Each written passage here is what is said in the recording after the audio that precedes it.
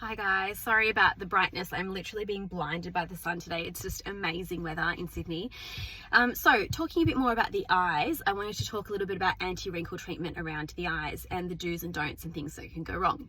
So we would use anti-wrinkle treatment to treat the crow's feet. So these are the big lines that come in when someone does a big smile. Now, these wrinkles come in related to a muscle called the orbicularis oculi. So the orbicularis oculi is a muscle that surrounds the eye, and it helps with protecting the eye. So when you're, outside in the sun and you're like, what I'm doing now, and I'm trying to, prevent the glare in my eyes, or, if you're in a windy environment and you're kind of trying to protect your eyes, you will do this sort of movement. It's also used in expression. So obviously if you're smiling and your cheeks are moving, your muscles are all pulling up, and then you get this crinkle effect around your eyes as well. So there is function with this muscle, and there's also it expresses emotion as well.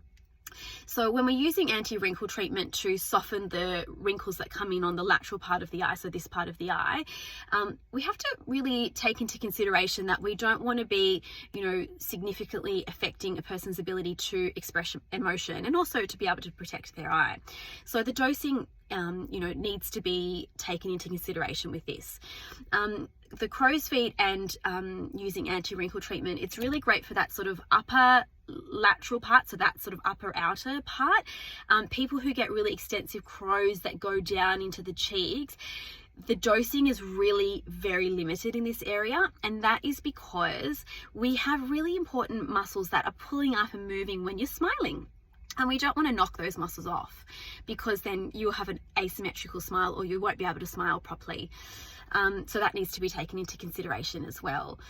So as you can see, treatments, whether it be anti-wrinkle or otherwise, take a really specific approach or individualized based on the person who's in front of you.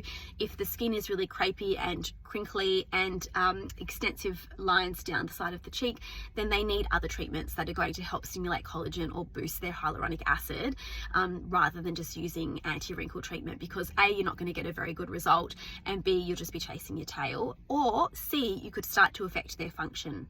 One of the other things that can happen, so we sometimes will use tiny doses under the eye to help with that little bit of, I call it the jelly roll under the eye, to soften that, but you can't over treat that area, because again, you need to be able to close your eyes, and also there is a function of that muscle under the eye that it helps to support lymphatic drainage. So lymphatic drainage is the swelling that can happen, the fluid that can build up in the tissue, and the muscles, by squeezing and working, they move that fluid away. So if you're freezing those muscles, the fluid can build up, and then you can get swelling under the eye. So again, that needs to be taken into consideration when we're treating with anti-wrinkle treatment.